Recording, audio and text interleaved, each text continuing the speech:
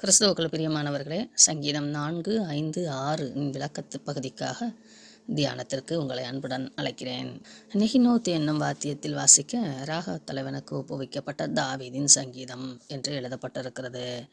நெகினோத் என்ற சொல் ஒரு குறிப்பிட்ட இசைக்கருவியை மட்டும் குறிக்காமல் கம்பி வைத்து இசைக்கப்படுகிற ஸ்ட்ரிங் என்று சொல்லக்கூடிய பலவிதமான கருவிகளை மொத்தமாக இசைக்கும்போது உண்டாகக்கூடிய அந்த இசையின் பெயர்தான் நெகினோத். இது ஒரு எபிரேய சொல்.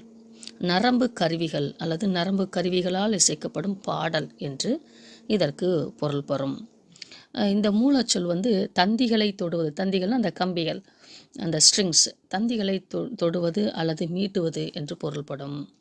வேதாகம குறிப்புகளில் பல சங்கீதங்களில் 4, எடுத்துக்காட்டாக 4, 6, 54, 55, 57, 76 போன்றவைகள், இன்னும் ஆபக்கூக்கு எழுதப்பட்டிருக்கிற சில பகுதிகளும் இந்த இசைக்கருவியால் மீட்டப்பட்ட இந்த சங்கீதத்திற்கு, அந்த இசைக்கருவியால் மீட்டும் போது உண்டாகக்கூடிய சங்கீதத்திற்கு உட்பட்ட பாடலாக அமைகிறது.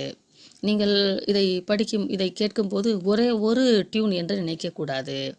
வயலின், கிட்டார், தம்புரா, இப்படிப்பட்ட கம்பிகளால் இழுத்து கட்டப்பட்டிருக்கிற அந்த இசைக்கருவிகளை 10 நரம்பு வீணை என்றெல்லாம் நிறைய கருவிகள் ஆதி காலங்களிலே இருந்திருக்கிறது. இப்பொழுதும் சில இசைக்கலைஞருடைய வீடுகளிலே இந்த பழக்கங்கள் இருக்கிறது. அவைகளிலே பலவிதமான ராகங்களை மீட்ட முடியும். அப்படி ஒட்டுமொத்தமாக அந்த கம்பி இசைக்கருவிகள் எல்லாம் ஒன்றாக சேர்ந்து ஆர்கனைஸ் பண்ணி வாசிக்கக்கூடிய அந்த சங்கீதத்தின் தலைப்பு தான் நெகினோத் என்னும் சங்கீதம். அந்த வாசியத்தில் வாசிக்கப்படுது. இப்பொழுதும் கூட எடுத்துக்காட்டாக ஹார்ப்பு, சால்ட்ரி, இன்னும் வயலின், லயர் போன்ற பல கருவிகள் இப்பொழுதும் பயன்பாட்டில் இருக்கிறது. தாவீது எழுதிய இந்த 4ஆம் சங்கீதமானது நம்பிக்கை மற்றும் சமாதானத்திற்கான ஒரு மாலை நேர, இரவு நேர ஜெபமாக காணப்படுகிறது. 3ஆம் அதிகாரத்திலும் நீங்கள் பார்க்கலாம். 4ஆம் அதிகாரம், 5ஆம் அதிகாரத்திலே காலை மாலை என்று பாடப்படக்கூடிய சூழ்நிலைகளிலே எழுதப்பட்ட சங்கீதமாக காணப்படுகிறது. பொய்களையோ அல்லது கடினமான காலங்களையோ எதிர்கொள்ளும் போது தேவனிடம் திரும்புவது எப்படி என்றும், உலக பிரகாரமான செல்வத்தை விட தேவன் மேல் வைக்கும் ஆழமான பற்று நம்பிக்கை தான் மகிழ்ச்சியை தரும் என்றும், நிம்மதியாய் உறங்குவது என்பது நம்முடைய எல்லா விதமான கஷ்டங்களையும் தேவனுடைய கரத்திலே ஒப்புவிப்பது என்பதையும் இந்த 4ஆம் சங்கீதம் நமக்கு தெளிவுபடுத்துகிறது.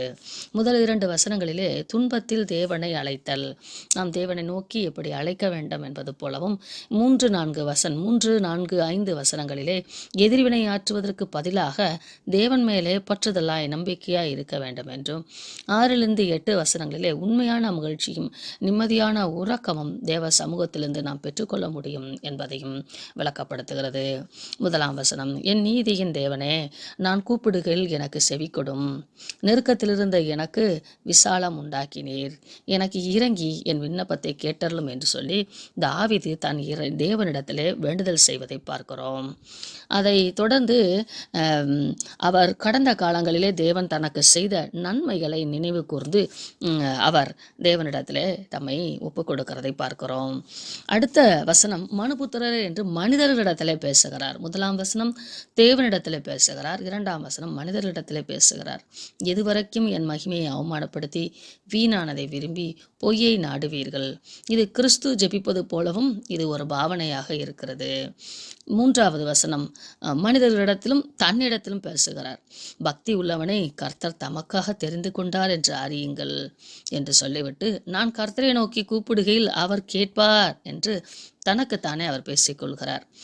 நீங்கள் கோபம் கொண்டாலும் பாவம் செய்யாதிருங்கள், உங்கள் படுக்கையிலே உங்கள் இருதயத்தில் பேசிக்கொண்டு அமர்ந்திருங்கள் என்று சொல்லி அவர்களுக்கு அதாவது தனக்கு எதிராளிகளுக்கு சொல்லுகிறாரே என்று அல்லாமல் அவர் சொல்லுவதன் மூலமாக அறிக்கையிடுகிறார். தான் எப்படி செய்து கொண்டு வருகிறேன் என்றும் எப்படி செய்ய வேண்டும் என்றும் அறிக்கையிடுகிற செய்தியாக 4ஆம் வசனம் காணப்படுகிறது. நீதியின் பலிகளை செலுத்தி கர்த்தர் மேலே நம்பிக்கையாயிருங்கள், எங்களுக்கு நன்மையை காண்பிப்பவன் யார் என்று சொல்லுகிறவர்கள் அநேகர். எல்லோ மனிதர்களும் நாம் இப்படித்தான் தேடிக்கொண்டிருக்கிறோம். கர்த்தாவே, உம்முடைய முகத்தின் ஒளியை எங்கள் மேல் பிரகாசிக்க பண்ணும் என்று சொல்லி ஜெபமாக மனிதர்களிடத்தில் பேசிவிட்டு அவர்கள் தவறான பாதையிலிருந்து விலகி வர வேண்டும் என்று சொல்லி தேவனிடத்தில் தாம் எப்படி ஜெபிக்கிறேன் என்பதை அங்கே சுட்டி காட்டுகிறார். அவர்களுக்கு தானியமும் திராட்சரசமும் பெருகி இருக்கிற காலத்தின் சந்தோஷத்தை பார்க்கலும் அதிக சந்தோஷத்தை நீ இருதயத்தில் தந்தீர். தேவனை பற்றி கொண்டிருப்பதும் தேவனை முழுமையாய் நம்புவதும் நமது சகல தேவைகளையும் போராட்டங்களையும் கஷ்டங்களையும் தேவனிடத்திலே தெரியப்படுத்தும் போது தேவன் அந்த பாரங்களை எல்லாம் தன்மேல் போட்டுக்கொள்கிறார். தேவனுடைய சந்தோஷத்தை நமக்கு தந்து விடுகிறார். ஆதலால் என் தேவனால் எல்லாம் கூடும், என் தேவனால் கூடாதது ஒன்றுமே இல்லை, அவர் அமைதியாக அல்ல எனக்காக செயல்பட்டு கொண்டிருக்கிறார் என்ற அசைக்க முடியாத விசுவாசம் நமக்குள்ளாக வேரூன்றும். அப்பொழுது நாம் சமாதானத்தோடு படுத்துக்கொண்டு நித்திரை செய்வேன். கர்த்தாவே, நீர் ஒருவரே என்னை சுகமாய் தங்க பண்ணுகிறீர். ஒருவேளை பகல் முழுவதும் போராட்டங்கள் என் வாழ்க்கையில் நடந்திருந்தாலும், தூங்குவதற்கு உறங்குவதற்கு வாய்ப்பில்லாமல் இருந்தாலும் நான் இவைகளெல்லாம் என் தேவனிடத்திலே சொல்லிவிடுவேன். அவர் என்னை சுகமாய் தங்க பண்ணுவார் என்று சொல்லி ஒரு விசுவாச அறிக்கையோடு நிறைவு செய்கிறது இந்த சங்கீதம். சங்கீதம் 5. இந்த சங்கீதமும் நெகினோத் என்னும் வாத்தியத்திலே வாசிக்க ராகவத் தலைவனுக்கு ஒப்புவிக்கப்பட்ட தாவீதின் சங்கீதம். ராகத் தலைவன் என்றால் அங்கே அநேகர் பாடல் பாடுகிற குழுவிலே இருந்தார்கள். அதிலே பொறுப்பாக இருக்கக்கூடிய தலைவர்களும் வைக்கப்பட்டிருந்தார்கள். இதை குறித்து நாம் பின்வரும் வசனங்களிலே படிக்கும்போது படிக்கலாம். இது 3 சங்கீதங்களை அடங்கி இருப்பதனாலே இதிலே நான் நேரம் எடுத்துக்கொள்ளவில்லை. இந்த சங்கீதமானது வஞ்சகமான எதிரிகளிடமிருந்து கடவுளிடம் பாதுகாப்பு கேட்டு தாவீது ராஜா செய்த காலை வேலை ஜெபமாக இருக்கிறது. அது அக்கிரமத்தை நிராகரிக்கும் கடவுளின் பரிசுத்த குணத்தையும் துன்மார்க்கரின் அழிவுடன் ஒப்பிட்டு காட்டுவதோடு கர்த்தரிடம் அடைக்கலம் புகுகிறவர்கள் தஞ்சம் புகுகிறவர்கள் காணும் ஆழ்ந்த மகிழ்ச்சியையும் பாதுகாப்பையும் வெளிப்படுத்துகிறது. 1-3 வசனங்களிலே, கர்த்தாவே, என் வார்த்தைகளுக்கு செவிகொடும், என் தியானத்தை கவனியும், நான் உம்மிடத்தில் விண்ணப்பம் பண்ணுவேன். என் ராஜாவே, என் தேவனே, என் வேண்டுதலின் சத்தத்தை கேளும். கர்த்தாவே, காலையிலே சத்தத்தை கேட்டருளுவீர். காலையிலே உமதுக்கு நேராக வந்து ஆயத்தமாகி காத்திருப்பேன். 4ஆம் சங்கீதத்தில் இரவிலே படுத்துக்கொள்கிறார், சமாதானமாய் படுத்துக்கொள்கிறார். காலையிலே எழுந்து தியானிக்கிறாராம், ஜெபிக்கிறாராம். அதே வேளையிலே ஆயத்தமாகி, அதாவது கெட் ரெடியாகி, கம்ப்ளீட் ரெடியாகி தேவ சமூகத்திலே காத்திருப்பாராம் என்று சொல்லி அவர் அந்த காலை நேரத்திலே தாம் செய்கிற அந்த கிரியைகளை, தேவனுக்கு உகந்த காரியங்களை ஒரு பாடலாக எழுதியிருக்கிறார். இது ஒருவேளை அவருக்கே கூட நினைப்பூட்டக்கூடிய ஒரு சங்கீதமாக, நம்ம டைரியில் சில காரியங்களை நோட் பண்ணி வைப்போம், அலாரம் போடுவோம். ஆனால் பாடல் வழியில் அதை எழுதி வைக்கும்போது மறந்தாலும் அதை ஞாபகப்படுத்தக்கூடிய பாடலாக அது மாறிவிடும். 4ஆம் வசனத்திலிருந்து நீங்கள் பார்க்கும்போது கர்த்தரின் பரிசுத்தமும் தீமையை நிராகரித்தலையும் நாம் பார்க்கிறோம். கடவுளுக்கு, தேவனுக்கு தீமையோ பாவமோ விருப்பம் இல்லை. அகங்காரமும் தற்பெருமையும் கொண்டவர்களால் அவருக்கு அருகில் போய் நிற்க முடியாது. கடவுள், அதாவது தேவன், பொய்யர்களையும் வன்முறையாளர்களையும் நியாயம் தீர்க்கிறார் என்பதை தாவீது அறிந்திருந்தார். நீ துர்மார்க்கத்தில் பிரியப்படுகிற தேவன் அல்ல, தீமை உம்மிடத்தில் சேருவதில்லை, வீம்புக்காரர் உம்முடைய கண்களுக்கு முன்பாக நிலை நிற்க மாட்டார்கள்.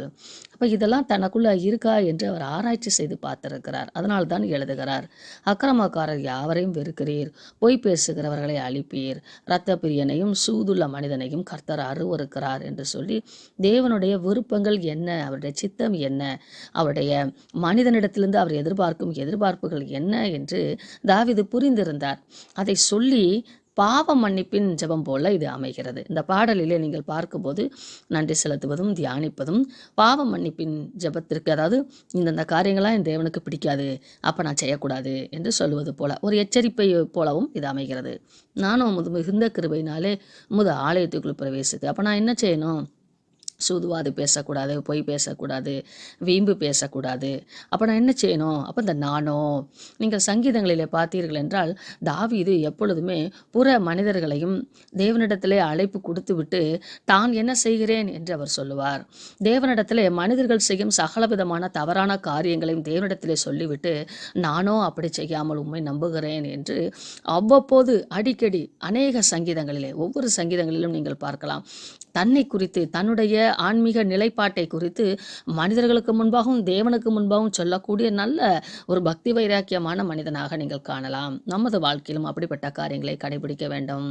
நானும் உமது மிகுந்த கிருபையினாலே உமது ஆலயத்துக்குள் பிரவேசித்து உமது பரிசுத்த சந்நிதிக்கு நேராக பயபக்தியுடன் பணிந்து கொள்வேன். தாவீது காலத்தில் அவர் வாழ்ந்த காலம் முழுவதும் ஆலயம் கட்டப்படவில்லை.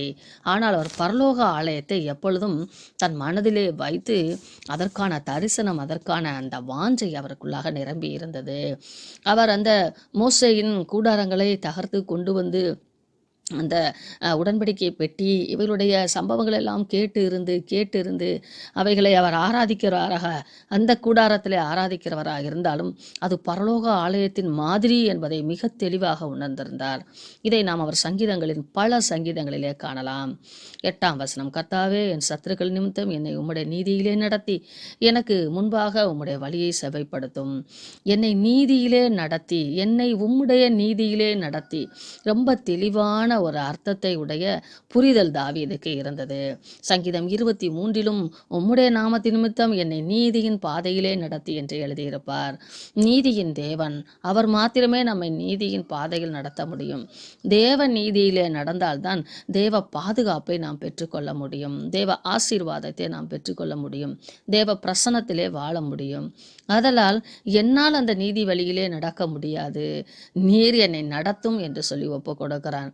நமது வாழ்க்கையிலே அநேக வேளைகளில் நான் இதை செஞ்சிருவேன், அது உண்மைதான். சில காரியங்களை நம்மளால் செய்ய முடியும்.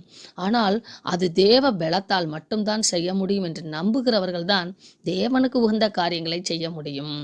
ஆதலால் எனக்கு முன்பாக உம்முடைய வழியை செவ்வைப்படுத்தும். அவர்கள் வாயில் உண்மை இல்லை, என்னை சுற்றி இருக்கிறவங்க வாயில் உண்மை இல்லை. அவர்கள் உள்ளம் கேடுபாடாக இருக்கிறது.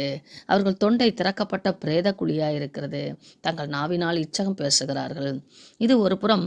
இயேசு கிறிஸ்துவானவர் பரிசேயர்களுக்கும் சதுசேயர்களுக்கும் தனக்கு விரோதமாய் இருக்கிறவர்களுக்கும் தம்மை விடுவித்து பாதுகாத்து, நான் அவசரப்பட்டு விடாமல், ஆத்திரப்பட்டு விடாமல், அவர்களை நான் எதிர்க்கிறேன் என்ற நோக்கத்திலே உம்முடைய சித்தத்தை நிறைவேற்ற மறந்து விடாமல் இருப்பதற்காக என்னை உம்முடைய நீதியிலே பாதையிலே நடத்திவிடும் என்று ஜெபிப்பது போல இது அமைகிறது.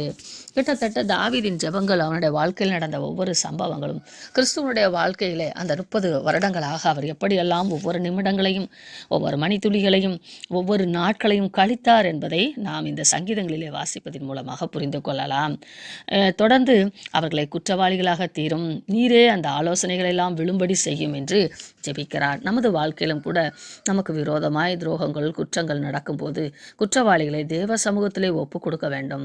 பழிக்கு பழி வாங்குகிறேன் என்று சொல்லி அவர்களுக்கு விரோதமாக நாம் செயல்படும் போது அது நமக்கு சாதகமாக இல்லாமல் பாதகமாக அமைந்துவிடும். கர்த்தாவே, நீர் நீதிமானை ஆசீர்வதித்து காருண்யம் என்னும் கேடகத்தினால் அவனை சூழ்ந்து கொள்வீர் என்று சொல்லி தன்னை தேவனுடைய நீதிமானாக நிலைநிறுத்துவதற்கு அவர் பேசுவதை பார்க்கிறோம். உம்மை நம்பி இருக்கிற யாவரும் சந்தோஷித்து, எந்நாளும், அது நல்ல நாளாக இருந்தாலும், துக்க நாளாக இருந்தாலும், அமைதியான நாளாக இருந்தாலும், பாடுகள் நாளாக இருந்தாலும், எல்லாரும் கம்பீரிப்பார்களாக, உம்மை ஆராதிப்பார்களாக. உம்முடைய நாமத்தை நேசிக்கிறவர்கள் உம்மிடத்தில் களி கூறுவார்களாக. ஆமேன். இயேசு கிறிஸ்து மேஷியா என்கிற நாமத்தை நேசிக்கிறவர்களை இருதயம் எப்பொழுதும் களி கூறும். இதை தாவீது தனது வாழ்க்கையிலே ஆதாரபூர்வமாக அறிந்திருந்தார். இன்னும் சொல்ல போனால் அவருடைய காலத்திலே பொன்னும் வெள்ளியும், அவனுடைய அந்தஸ்தும் அதிகாரமும் படைபலமும் இப்படியெல்லாம் நிறைந்திருந்த போதும் கூட அவன் தேவனை நம்பி இருக்கிற அந்த சூழலை பார்க்கிறோம். 6ஆம் சங்கீதத்தின் விளக்க பகுதியை நாம் காணலாம். இந்த 6ஆம் சங்கீதமானது தாவீதால் எழுதப்பட்டது. அதே நெகினூத் என்னும் வாத்தியத்திலே எழுதப்பட்ட சங்கீதம்.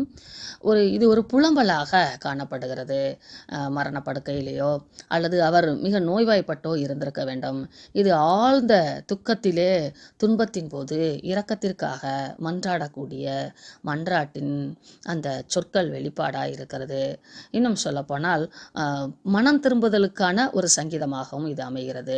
இது மன உளைச்சல், உடல்நலக் குறைவு மற்றும் விரக்தியிலிருந்து நம்பிக்கைக்கு ஏற்படும் அந்த வழியை கண்டுபிடிப்பதற்கான, புலம்பி கண்டுபிடித்து தேவன் மேலே பற்று வைப்பதற்கான சங்கீதமாக அமைகிறது. இரக்கத்திற்காக மன்றாடுதலை 1-3 வசனத்திலும், ஆழ்ந்த வேதனையும் கண்ணீரையும் வெளிப்படுத்தக்கூடிய வசனமாக 4-7, நம்பிக்கையின் மாற்றங்கள், நம்பிக்கை குறித்தான அந்த மாற்றங்களை 8-10 வசனங்கள் வரைக்கும் நாம் வாசிக்கலாம். கர்த்தாவே, உம்முடைய கோபத்திலே என்னை கடிந்து கொள்ளாதையும், உம்முடைய உக்கிரத்திலே என்னை தண்டியாதையும். நம் வாழ்க்கையில் என்ன ஒரு குறைபாடான சூழல் நடந்தாலும் அது தேவன் அனுமதிக்காமல் வரவில்லை என்பதை நாம் புரிந்து கொள்வோமானால் இப்படிப்பட்ட அழகான ஜெபத்தை ஜெபிப்போம். ஆனால் தேவன் நம்மை கடிந்து கொள்வதற்கோ அழிப்பதற்கோ அல்ல, சரியான வழியிலே திருத்தி செல்வதற்கும் உணர்வுள்ள ஆவியை நாம் பெற்றுக்கொள்வதற்கும் தேவன் விரும்புகிறார். எறும்பு எப்படி கடிக்கும், அது எப்படி வலிக்கும் என்று வார்த்தையால் நம்மால் எக்ஸ்பிளைன் பண்ண முடியாது. ஆனால் அதை கடித்து உணர்ந்தவங்க, கடித்தவங்க சொல்லும்போது இப்படி இருந்தது, இப்படி வந்துச்சு, கடிச்சிட்டு இந்த துட்டீர்னு கடிச்சிட்டு அப்படின்னு சொல்லும்போது நமக்கு அதை கொஞ்சமாவது உணர முடியும். கிறிஸ்துவின் பாடுகள், மரணம், வேதனை, துக்கம், அங்கலாய்ப்பு இவைகளை நாம் புரிந்து கொள்ள வேண்டும் என்றால் அவையிலே சில சில மணித்துளி அளவாவது, அந்த சில துளி அளவாவது நாம் அதை உணர வேண்டும். அதனால் சில பாடுகளை, கஷ்டங்களை நமக்கு தேவன் இந்த பூமியிலே வைத்திருக்கிறார். அதை நாம் புரிந்து கொள்ள வேண்டும். அப்பொழுது நாம் தேவனை சார்ந்து கொள்வதற்கு அது மிக வழிவகுக்கக்கூடியதாக இருக்கும். அப்பொழுது நாம் எப்படி ஜெபிக்க வேண்டும் என்பதுதான் 2ஆம் வசனம். என் மேலே இரக்கமாயிரும் கர்த்தாவே, நான் பெலனற்று போனேன், என்னை குணமாக்கும் கர்த்தாவே, என் எலும்புகள் நடுங்குகிறது. அவருக்கு எலும்பு தேய்மானம் நோய் இருந்திருக்கலாம் என்று சில ஆராய்ச்சியாளர்கள் சொல்லுகிறார்கள். என் ஆத்மா மிகவும் வியாகுலப்படுகிறது, கர்த்தாவே இதுவரைக்கும் இறங்காதிருப்பீர் என்று கெஞ்சுவது போல. மேசியாவோடு இந்த தொடர்புபடுத்தி பார்க்கும்போது கிறிஸ்துவானவரும் ரெஸ்டே இல்லாமல் பல இடங்களிலே நடந்து திரிந்தார். மலைகளிலும் காடுகளிலும் வனாந்தரங்களிலும் உணவு இன்றியும் உணவு இல்லாமலும் தங்க இடமில்லாமலும் அவர் கிடைத்ததை உண்டு கிடைத்த இடங்களிலே வசித்து இப்படி அவர் வாழ்ந்தார். மிக எளிமையாய் வாழ்ந்தார். அதை இங்கே நம்முடைய பலவீனங்களெல்லாம் அவர் சுமந்து கொள்வதற்காக, நமது நோய்களெல்லாம் அவர் சுமந்து கொள்வதற்காக, நம்மிலே ஒருவரை போல, நம் எல்லோருக்கும் ஒருவரை போல அவர் வாழ்ந்தார் என்பதை நாம் இங்கே பார்க்கலாம். திரும்பும் கர்த்தாவே, என் ஆத்மாவை விடுவியும், உடைய கிருபை நிமித்தமே ரட்சியும். மரணத்தில் மரணம் உம்மை நினைவு கூறுவதில்லை.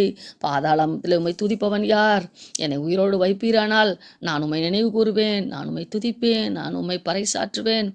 ஆனால் இப்பொழுதோ எனக்கு மூச்சு விட முடியவில்லை, இளைத்து போனேன். ராம் முழுவதும் என் கண்ணீரால் என் படுக்கை ஈரமாகி இருக்கிறது. என் கட்டிலெல்லாம் நனைந்து போடுகிற அளவுக்கு நான் அழுகிறேன். துயரத்தினால் என் கண்கள் குழி விழுந்து போயிற்று. என் சத்துருக்கள் அனைவர் நிமித்தமும் மங்கி போயிற்று. அதாவது நோய், வேதனை, கஷ்டம், தூக்கமின்மை, அதுக்கு மத்தியில் சத்துருக்களுடைய நிந்தனை, இத்தனையும் அனுபவித்திருக்கிறார் தாவீது. கிறிஸ்துவும் இத்தனையும் அனுபவித்தார் என்பதை இந்த சங்கீதத்தின் மூலமாக நாம் கற்றுக்கொள்கிறோம். அக்கிரமக்காரரே, நீங்கள் எல்லோரும் என்னை விட்டு அகன்று போங்கள். கர்த்தரின் அழுகையின் சத்தத்தை கேட்டார். அநேக கிறிஸ்தவ பெரிய போதகர்கள்லாம் நீ அழக்கூடாது, நீ அழுதா கோலை அப்படிலாம் சொல்லுவாங்க. ஆனால் தாவீது அழுதிருக்கிறார், பவுல் அழுதிருக்கிறார், கிறிஸ்து உரத்த சத்தமாய் அழுதிருக்கிறார்.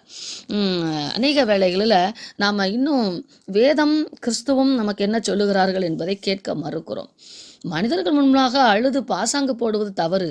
ஆனால் தங்களுடைய இயலாமையிலேயே என்னால் இது இயலவில்லை ஐயா, எனக்கு உதவி செய்யும் என்று அழுவது தவறல்ல. அழுதாதான் மனதில் இருக்கிற அந்த ப்ரெஷர் போகும். நிறைய பேர் சொல்லுவாங்க, நான் தேவ சமூகத்தில் தான் அழுவேன், மனித சமூகத்தில் அழமாட்டேன் அப்படின்னு. ஒரு தாயோடைய மடியில் குழந்தை அழாமல் இருக்குமா? அழத்தான் செய்யும். அவங்க மனுஷங்க தானே. அதனால் ரொம்ப நம்ம அதை இது பண்ணக்கூடாது. அதே வேளையில் மனிதனை மட்டுமே சார்ந்து அழவும் கூடாது. ஒருத்தவங்க நம்மகிட்ட அழலைன்னா நம்ம கிறிஸ்துவ அவங்களுக்கு சொல்லவே முடியாது. அதனால் அழுகை என்பது கிறிஸ்துவை சொல்லுவதற்கும், ஆறுதல் படுத்துவதற்கும், நம்பிக்கையை தருவதற்கும், தேவன் உன்னோடு இருக்கிறார், உன் அழுகையின் சத்தத்தை கேட்கிறார் என்று சொல்லி ஆசுவாசப்படுத்துவதற்கும் அது வாய்ப்பாக அமையும்.